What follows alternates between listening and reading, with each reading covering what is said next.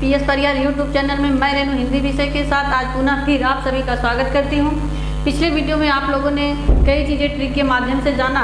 आज का जो वीडियो आप लोगों का है, कभी कभी लोगों को लगता है कि अगर ये प्रत्यय जुड़ गए तो परिवर्तन कैसे हो जाता है, शब्द कैसे कभी दीर्घ आ की मात्रा दिखाई देने लगता है, कभी आई की मात्रा, कभी ओ की मात्रा दिखाई देने लगता है।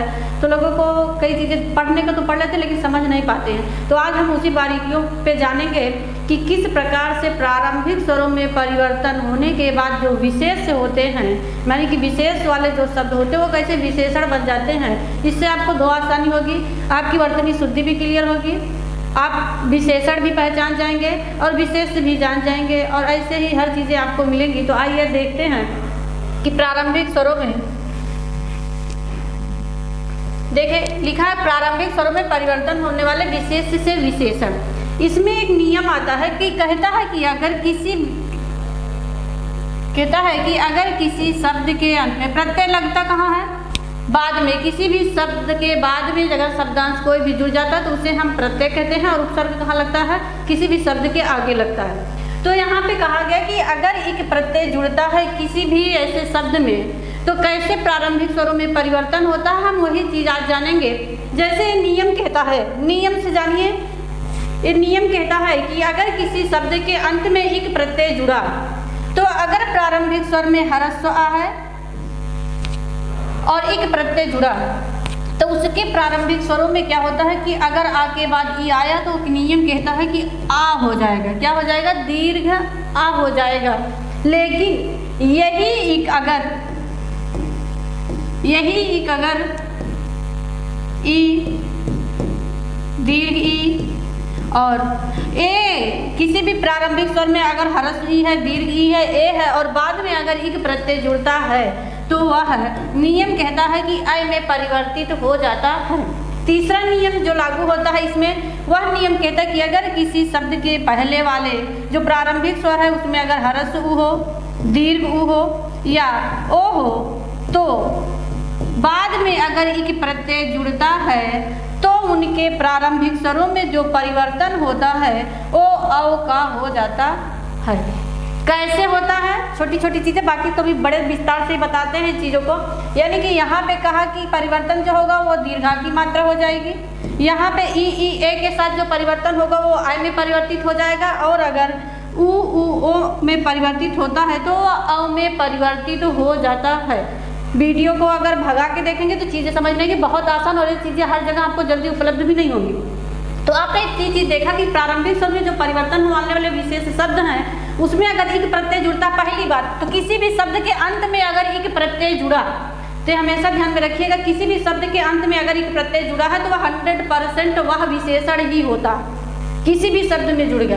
दूसरी चीज़, तो इनके जुड़ने के बाद वर्तनी शुद्धि भी आपकी क्लियर होगी इसमें। इसके जुड़ने के बाद अगर प्रारंभिक स्वर में आ है तो वह दीर्घ आ में परिवर्तित हो जाएगा, अगर ई ए है तो आई में परिवर्तित हो जाएगा, अगर उ ओ है तो औ में परिवर्तित हो जाएगा। अब एक एक का हम जानेंगे, पहले आ वालों का, आ के बारे में जानेंगे, फिर ई ए के बारे में जानेंगे, फिर उ के बाद ई जुड़ने के बाद कैसे परिवर्तन होता है, साथ में आपकी वर्तनी शुद्धि भी क्लियर होगी।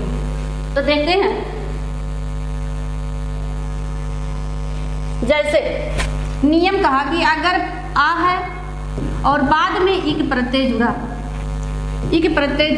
तो क्या हो गया? एक प्रत्यय जुड़ा तो क्या हुआ? दीर्घ आ। कैसे? यही चीजें हमको जानना, कैसे परिवर्तित होगा। जैसे समास विशेष है, ये सब सारे शब्द जो एक के पहले आ रहे सब विशेष से हैं। समास धन इक बराबर सामासिक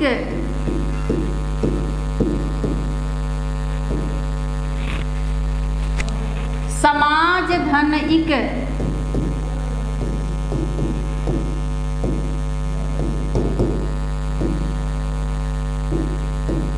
सामाजिक, और पूछ ले सामाजिक क्या है तो विशेषण है।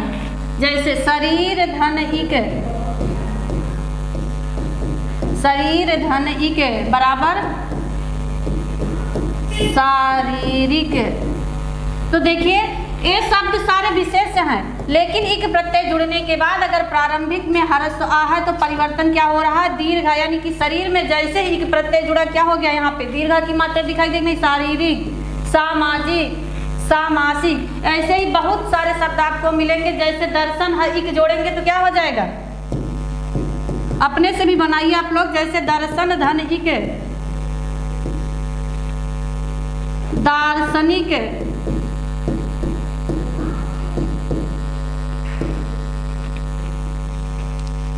पशुधन इक,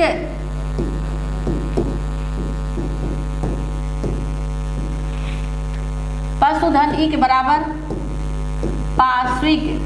ये नियम शब्द के आधार पे बना, उनका क्या हो जाता है, वाह हो जाता है, और ये अपनी मात्रा में परिवर्तित हो जाता है। तो पशु से क्या बना, पार्श्विक। ऐसे भी बहुत सारे शब्द हैं आपके संप्रदाय में, एक जोड़ेंगे तो आपका क्या बन जाएगा, सांप्रदायिक। तो रहा नियम एक चीजों को आपको जानने के लिए। जैसे चरित्र है, चरित्र में एक जोड़ दिए तो क्या हो जाएगा आपका चारित्रिक। तो कहा गया कि अगर प्रारंभिक स्वर में ह्रस्व आ है और अगर उसमें एक प्रत्यय जुड़ा तो उसमें दीर्घ आ की मात्रा अपने आप आगे जुड़ जाएगी और वे सारे शब्द आपके विशेषण कहलाते हैं। तो दूसरा नियम इसी में जानते हैं,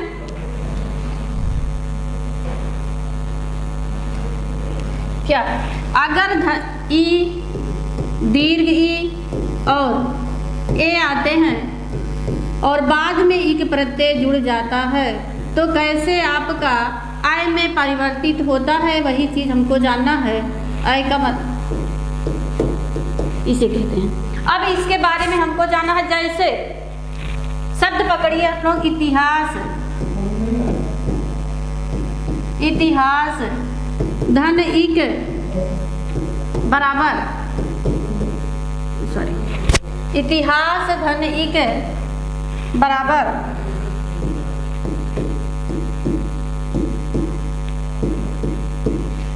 ऐतिहासिक।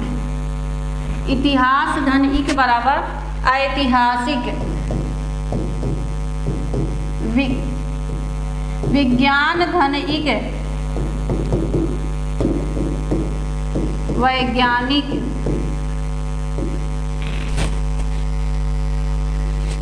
देव धन इक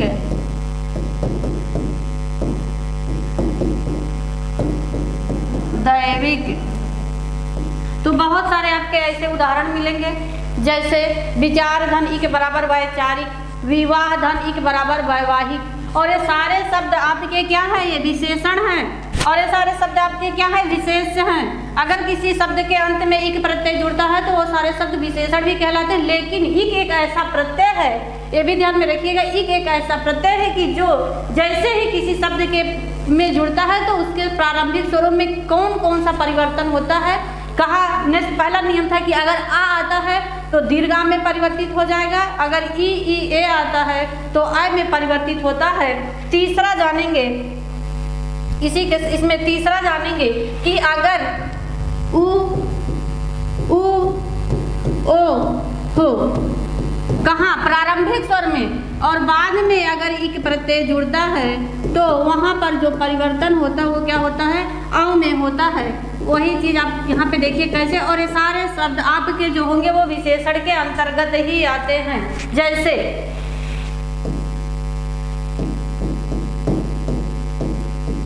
भूगोल धन इक, प्रारंभिक स्वर है, यहाँ पे दीर्घ है, भूगोल धन इक बराबर, वहीं पे क्या परिवर्तित हो जाएगा, भव गोली। और आज जितने भी आपने इक प्रत्यय के इससे बनने वाले शब्द सारे ढूंढ के पढ़ लीजिएगा, आपका एक विशेषण तैयार होगा, दूसरा विशेषण भी तैयार होगा। और परिवर्तन क्यों होता है आज ये चीजें भी आपने जाना है। जैसे लोक धन इक,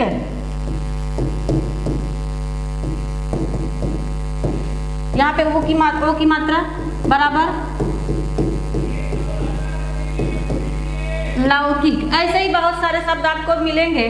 जैसे भूत धन इक, दीर्घ है प्रारंभिक स्वर में, भूत धन इक बराबर भौतिक।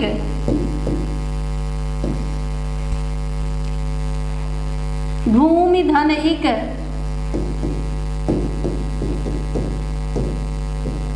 बराबर भौमिक।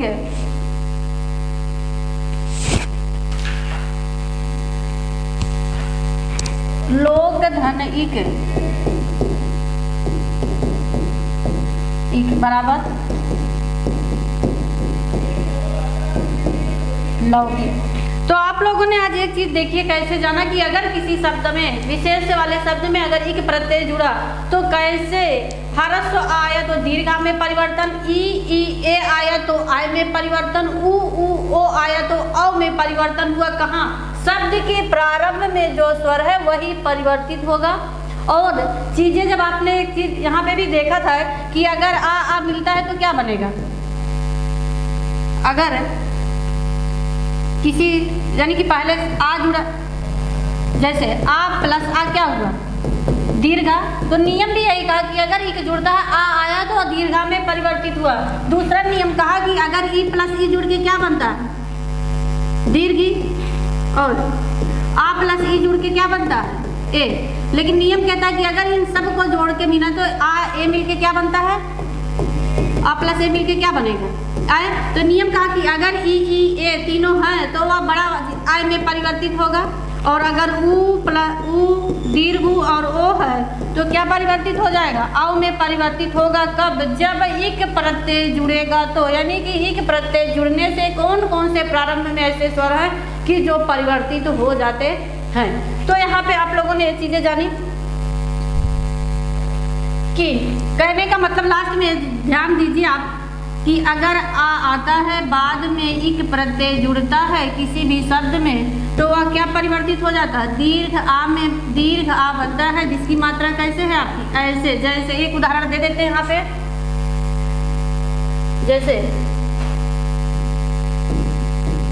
समाज, और जब वर्तनी जैसे संसार, धन इक बराबर सांसारिक, ऐसे ही समाज धन इक बराबर सामाजिक। वर्तनी शुद्धि में भी पूछा जाता है कौन सामाजिक दे देगा, सामाजिक दे देगा, सामाजिक दे देगा। तो चीजें आपने देखा कि अगर इक लगा है तो आप ध्यान में रखिए कि अगर ह्रस्व आ है, सा में क्या है आ है, तो परिवर्तित क्या हुआ दीर्घ आ में परिवर्तन हुआ। ऐसे ही अगर ई ए और बाद में इक प्रत्यय जुड़ता है तो क्या परिवर्तित हो जाएगा आय। जैसे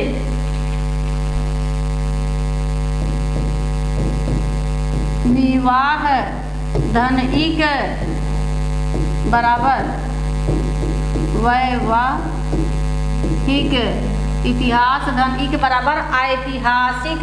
तो देखिए यहाँ पे ह्रस्व इक जुड़ा, यहाँ पे परिवर्तन क्या हुआ आय। ऐसे ही नियम कहता है कि अगर उ हो दीर्घ उ हो और अगर ओ हो और बाद में इक प्रत्यय जुड़ा तो क्या क्या परिवर्तन होगा,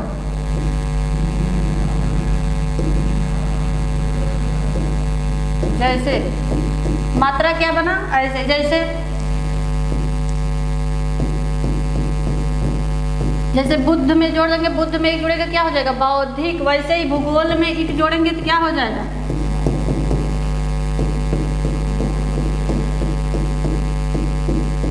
भौगोलिक।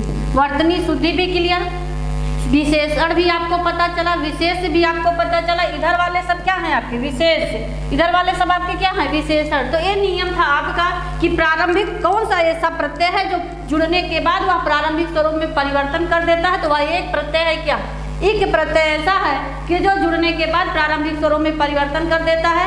इसको देखने के बाद अब आप अपने व्याकरण की बुक में देखिएगा कि कौन कौन से शब्द इक प्रत्यय जुड़ने के बाद अगर आ आता है तो आ की मात्रा ई ए आता है तो आई की मात्रा, अगर उ ओ आता है तो अ की मात्रा में परिवर्तन होगा। कब? जब इक प्रत्यय जुड़ेगा तो उसके साथ आएगा।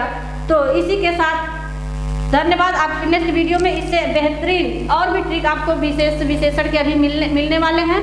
इसी के साथ धन्यवाद।